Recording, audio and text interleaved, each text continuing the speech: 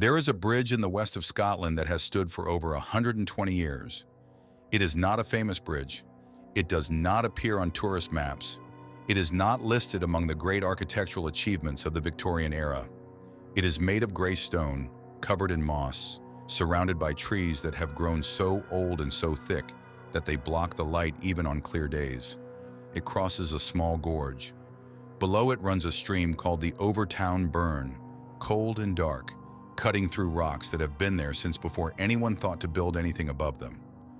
By every reasonable measure, it is an ordinary bridge, a functional bridge, a bridge that exists, as bridges do, simply to get you from one side to the other, except that for over 50 years, dogs have been throwing themselves off it, not occasionally, not in isolated incidents separated by decades, regularly, consistently, with a pattern so specific, so repeatable, and so resistant to explanation that it has attracted scientists, journalists, paranormal investigators, veterinarians, and researchers from around the world, all of them arriving with theories, and most of them leaving with questions. The dogs jump from the same spot every time, the same side of the bridge, the same section of parapet. They jump on clear days, rarely in rain.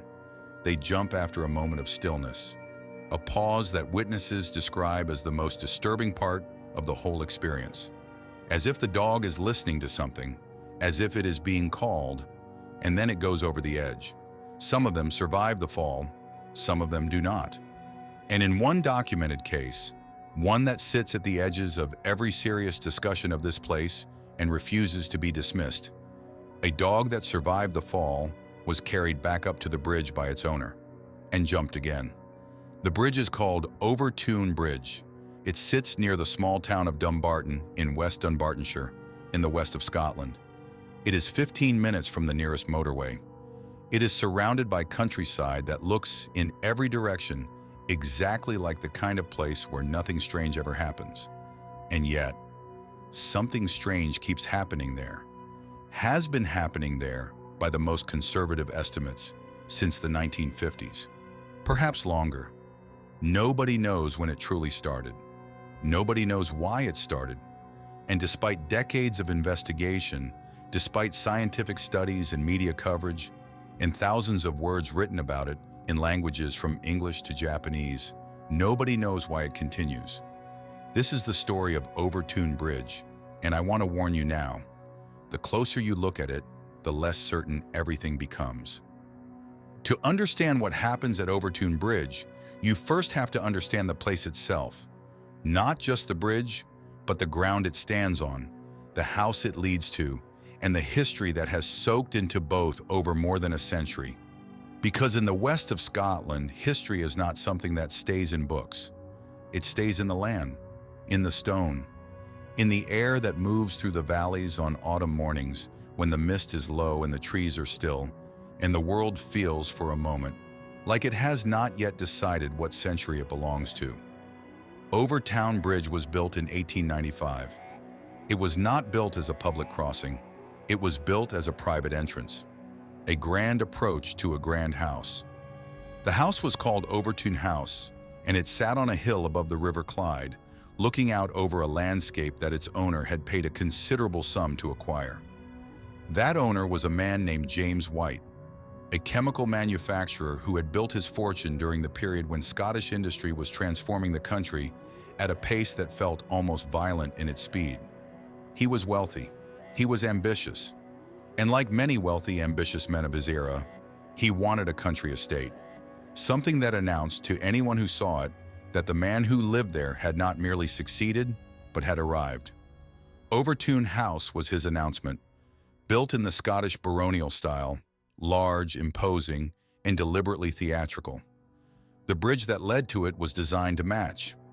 When you approach Overtoun Bridge from the road, you understand immediately that it was built to impress. The stone is the same gray as the house above. The parapet walls are carved with careful detail. The arch beneath frames the gorge in a way that feels almost deliberate, as if whoever designed it wanted you to look down. The gorge itself is perhaps 15 meters deep. The Overtoun Burn runs along the bottom, narrow and fast over dark rocks. On either side, the walls are thick with vegetation, ferns and moss and dense undergrowth that creates at the bottom a world that feels entirely separate from the one above. For the first several decades after it was built, nothing unusual happened at the bridge. People crossed it.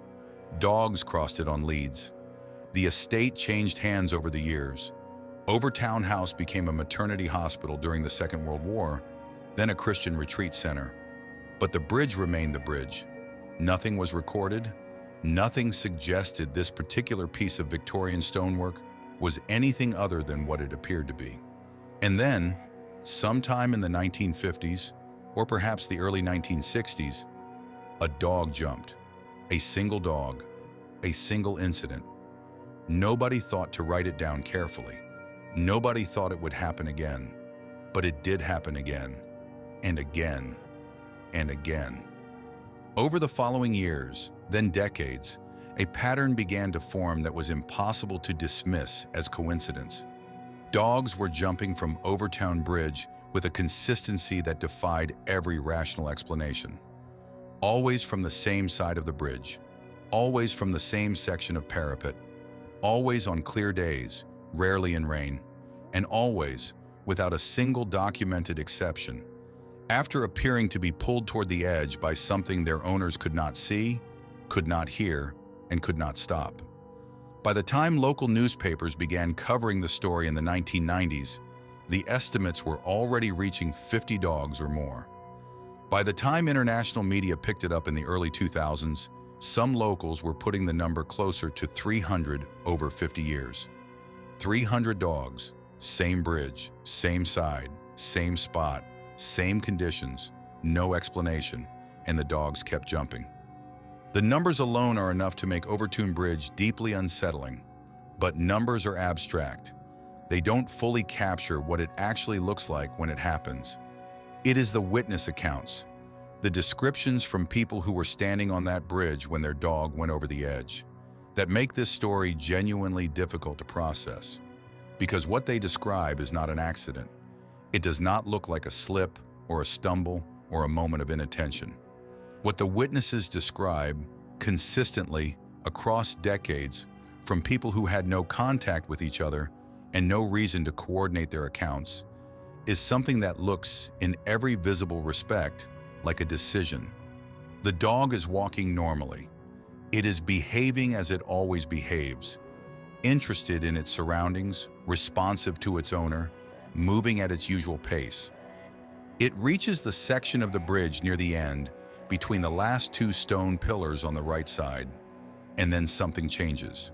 The dog slows, its head drops, its attention narrows in a way that owners describe as immediately noticeable, a sudden total focus that excludes everything else, including the owner calling its name, including other dogs nearby, including any stimulus that would normally attract its attention.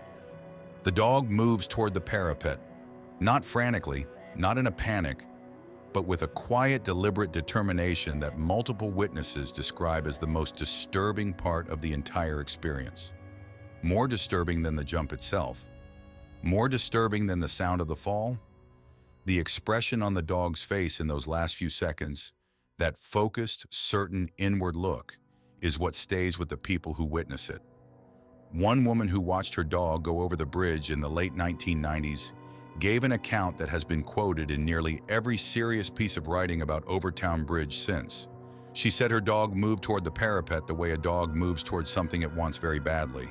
Not frightened, not confused, wanting. She said it looked as if her dog could hear something that she could not. As if there was a sound coming from below the bridge that was more compelling than anything she could offer. She called its name. She reached for the lead. She was not fast enough. The dog survived, injured but alive, recovered over the following weeks. But what stayed with her, she said in interviews years later, was not the fear of that day or the relief when the dog survived. It was the look on its face before it jumped. She said it looked like certainty, like her dog had made up its mind and nothing in the world was going to change it. There is another account that is perhaps the most analytically important of all. A man arrived at the bridge with two dogs. Same breed, same home, same upbringing. As they crossed, one dog behaved completely normally, sniffing, looking around, pulling on the lead as dogs do. The other, on the right side, closest to the parapet, slowed. Its head dropped. It moved toward the edge with that quiet, focused determination. The man tried to hold the lead. He was not fast enough. The dog went over. He stood there with the second dog still beside him, perfectly calm, showing no distress, no sign of having experienced anything unusual. Two dogs, same moment, same bridge, same conditions. One jumped, one did not. That detail matters more than almost anything else in this story.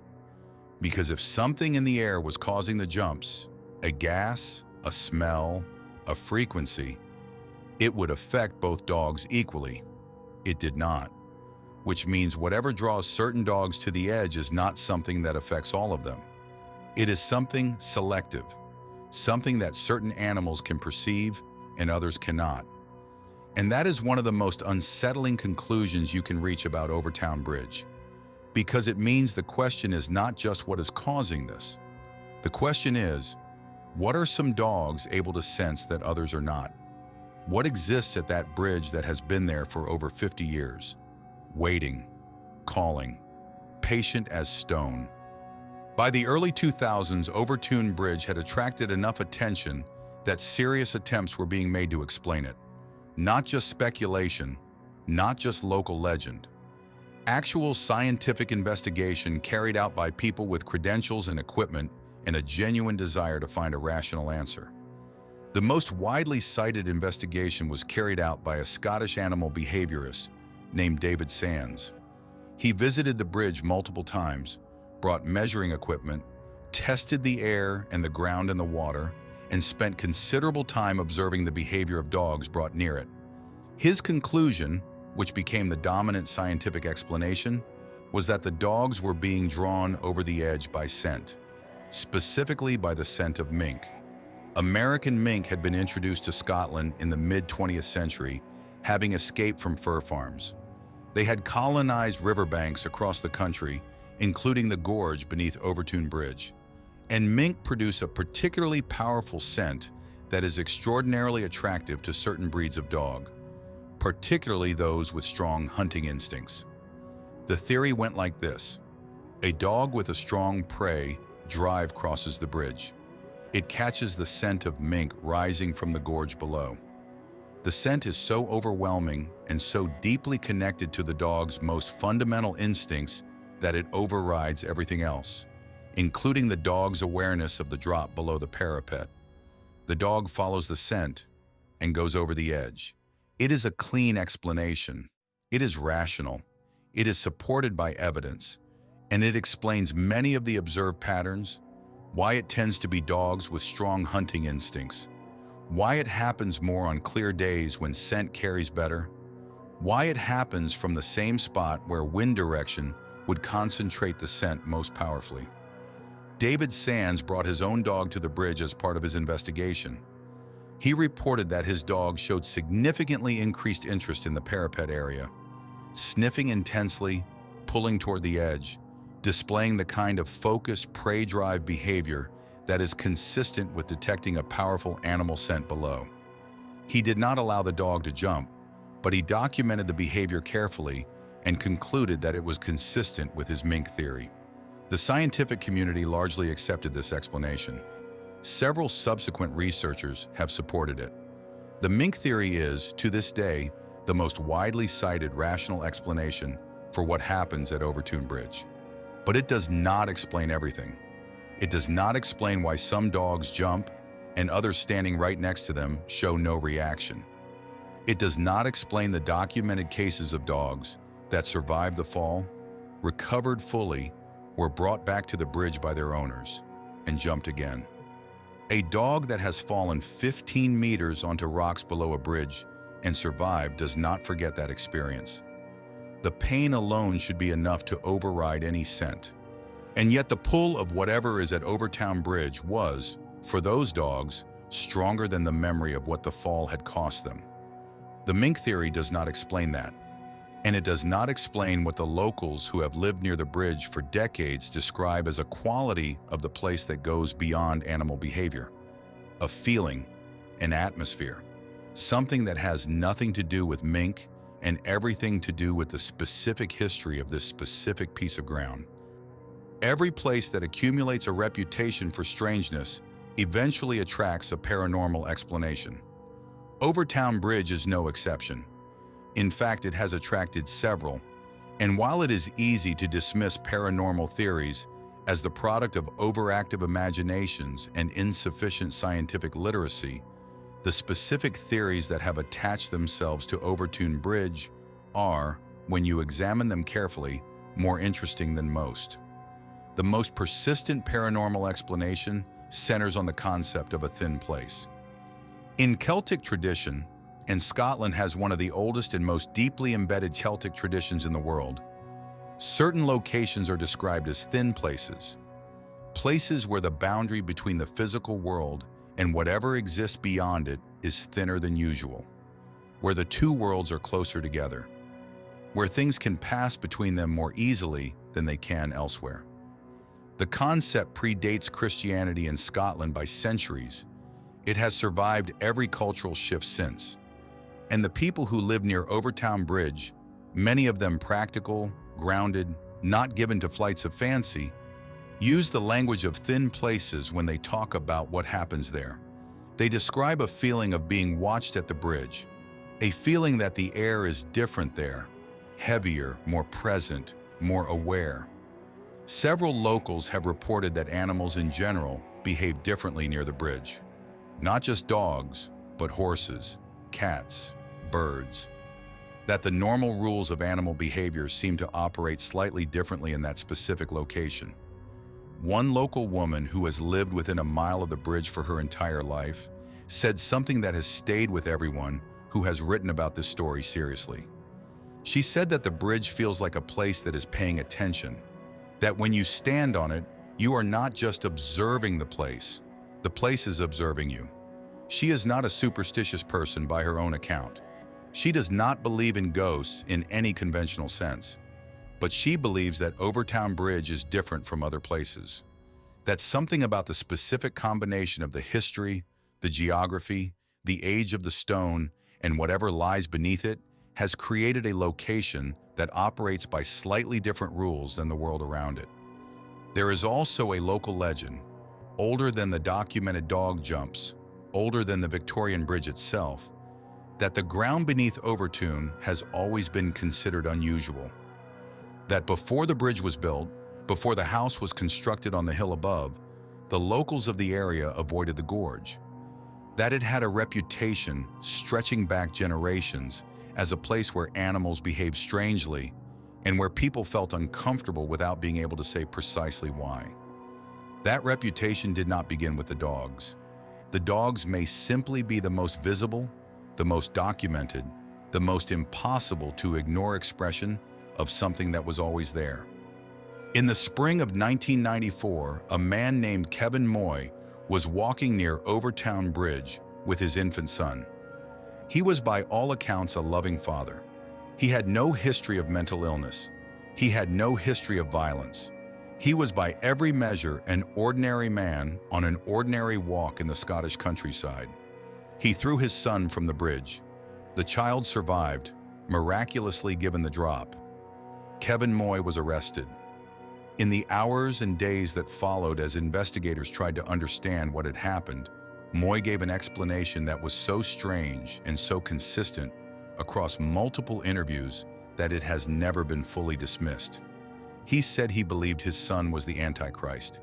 He said he had heard a voice at the bridge, a voice telling him that what he was about to do was necessary, a voice that felt as if it came not from inside his own mind, but from somewhere outside it, from the bridge itself or from whatever existed in the gorge below. Kevin Moy was diagnosed with severe mental illness and treated accordingly. The clinical explanation is straightforward: a psychotic episode, a break from reality, a tragedy that had nothing to do with the bridge and everything to do with an illness that had gone undetected. That is almost certainly the correct explanation. But the timing is difficult to ignore. The location is difficult to ignore. The fact that of all the places in Scotland where a psychotic episode might manifest, it manifested on the one bridge that had already been claiming dogs for 30 years. That may be coincidence. It probably is coincidence. But in the context of Overtoun Bridge, coincidence has a way of accumulating until it starts to feel like something else entirely. And then there is the question of what happens after the dogs jump and survive. Because some of them do survive. The gorge is deep but not always fatal. Dogs have landed in the water, in the vegetation, on softer ground at the edges of the rocks. Some of them have been badly injured but recovered fully. And in several documented cases, owners have reported something that is, perhaps, the most disturbing detail in this entire story. The dogs that survived, after their injuries healed, after weeks of recovery, after returning to full health, showed no apparent aversion to the bridge, no fear response when brought near it, no sign that what had happened to them had changed their relationship to that specific location in any way. One owner who brought her recovered dog back to the area, not to the bridge, just to the road nearby, reported that the dog pulled immediately in the direction of the bridge. The same focused, quiet determination she had seen before the jump, the same narrowing of attention, the same certainty. She did not let it get close, but the pull was there, as strong as it had ever been, as if the fall had never happened, as if whatever the bridge offered was worth any cost. And that, more than the numbers, more than the scientific studies, more than the paranormal theories, is what makes Overtoun Bridge genuinely difficult to put down and walk away from. Because it suggests that whatever is at that bridge is not just powerful enough to override a dog's survival instincts once, it is powerful enough to override them twice, after the dog already knows what the fall costs, after it has already paid that price once. Whatever is calling from the gorge below Overtoun Bridge, it is more compelling than pain, more compelling than memory, more compelling, apparently, than anything else in the world to the animals that can hear it. Overtoun Bridge is still there. It has not been closed. It has not been demolished. It has not been surrounded by fencing high enough to stop a determined dog from clearing it. The local council has considered various measures over the years: warning signs, higher barriers, restrictions on dogs crossing the bridge. Some of these measures have been partially implemented. None of them have stopped the jumps entirely. Dogs still cross that bridge.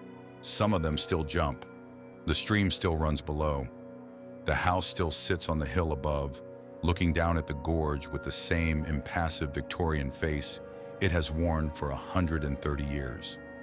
The mink are still there too, colonizing the banks of the Overtoun Burn, producing the scent that David Sands identified as the rational explanation for everything.